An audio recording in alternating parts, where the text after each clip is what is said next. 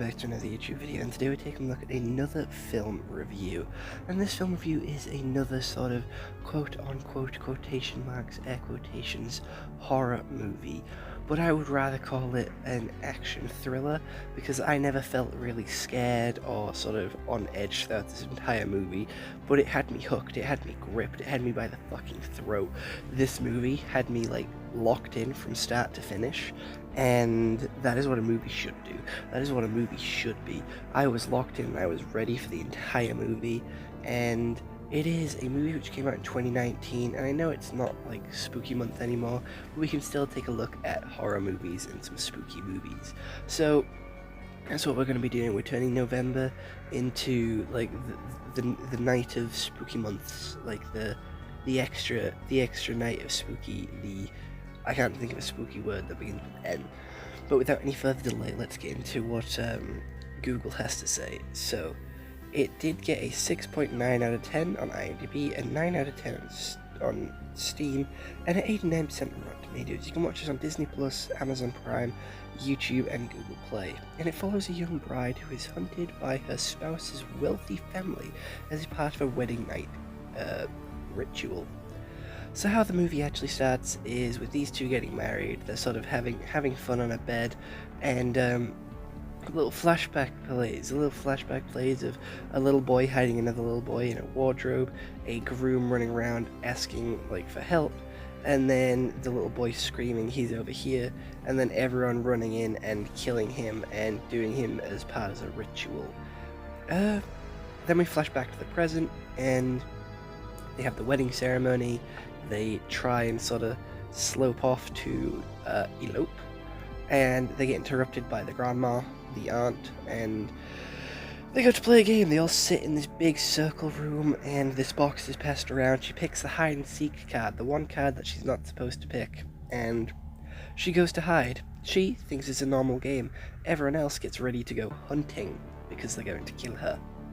So everyone gets their medieval weapons of sort of hunting rifles, crossbows, axes, like bayonets and shit like that, and they all start to spread out around the house.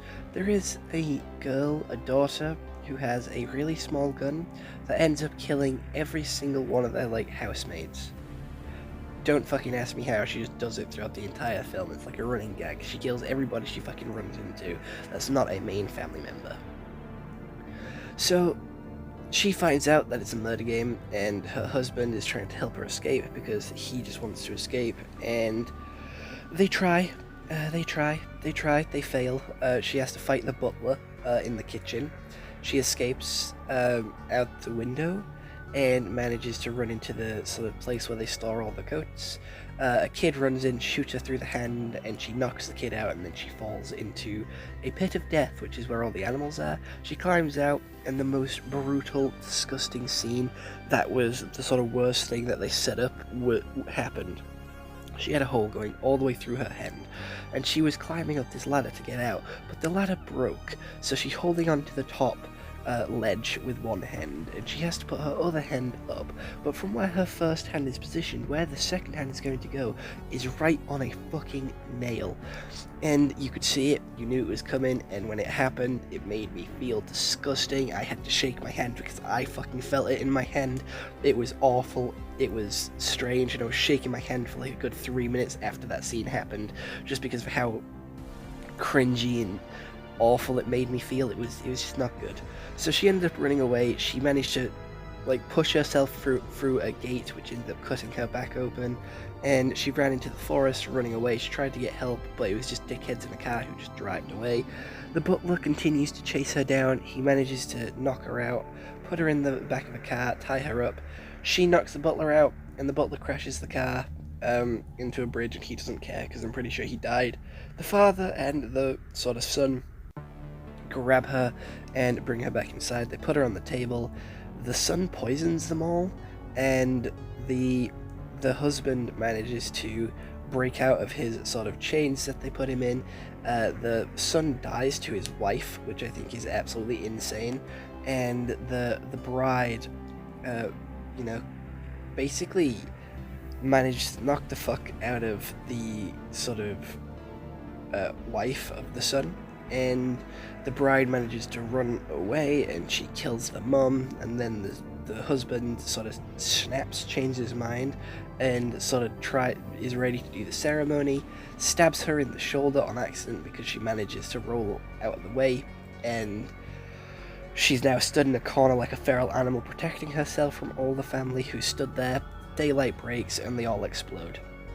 And that is where the movie ends, because she sits down, has a smoke as the house is on fire, and the police come and ask her if she's okay. The movie is genuinely really good. It's a really interesting concept, one that I haven't really seen done before, and I really did enjoy it. It was a really cool movie with like a couple of twists, a couple of turns, a couple of things that you don't expect, a couple of shock moments, but other than that, it is kind of predictable, it is kind of laid out, you kind of know what's going to happen, you know what's coming, and I was upset every time she got caught. I knew she was going to get caught, but I was just upset every time she got caught, because she got so far, and she did so well, and she pushed herself to the absolute fucking limits. She got shot through the hand, and she ripped open her back just to escape, and she still got caught, and she fell into a pit of death, and she still got caught, and I just felt so bad for her. That night is going to traumatize her for the rest of her life. She's going to need therapy, but at least she's married into the family, and I don't know if she is part of the family or not, because she married him, and she then had to play the game to become part of the family. She then won that game, so does that mean she is part of the family or she isn't? That was like the bit of the question that I didn't really realize, because if she is part of the family, whoever she marries will have to play a game, and if they don't, then she will explode, right?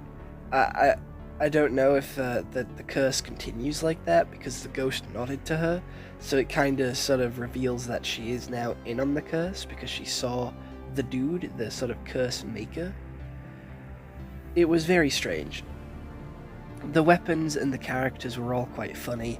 There was two of the characters, two of the sons, which didn't really give a shit and didn't really want to be a part of the sort of killing thing. They were kind of just there. They didn't really want to take part, they didn't really want to kill anyone, they didn't really want to do it, they were just there for tradition and there because they were told that they were going to kill themselves. There was a quick switcheroo ending as well, because nothing actually happened when they first broke, and they all thought they'd be fine, they all thought it was bullshit, and then they all started exploding one by one, which caused panic to ensue, and everyone started running and sort of screaming and trying to get away, but get away from what? You were going to explode. There's nothing really you can get away from, and the explosion was pretty fucking cool. Like, watching them all explode is a very satisfying conclusion, because it just proves that she's safe, and trying to watch them all sort of apologize to her after nothing actually happened to them for like the first couple of minutes of Dawn, like nothing actually sort of did anything, so they all started apologizing, saying sorry to her, and trying to make her feel sort of warm and welcome after hunting her down all night, which I think is an insane switch up to try and do, to go from trying to kill someone all night to being like, oh hi, how are you okay?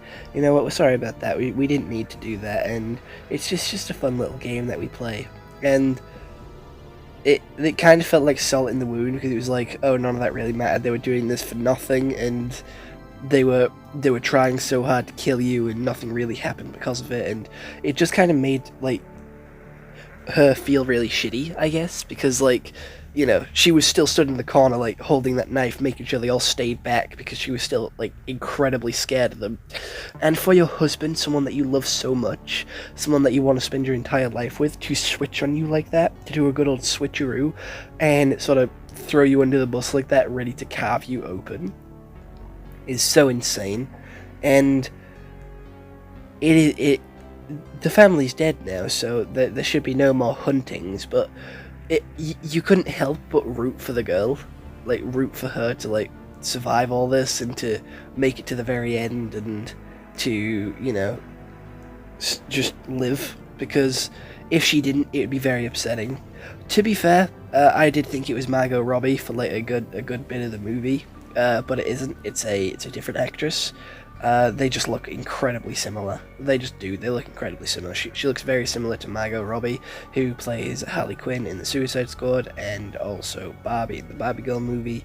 but it's not. It's completely different characters. And to watch her slow descent into sort of going back to animalistic nature to defend herself throughout the movie, where she's like quite happy, giddy, excited to be part of the family, very sort of free and happy at the start, to sort of slowly sort of losing all of that, becoming scared, and then becoming angry, and then sort of trying to deny it all, to sort of just accepting it and becoming animalistic and trying to fight back.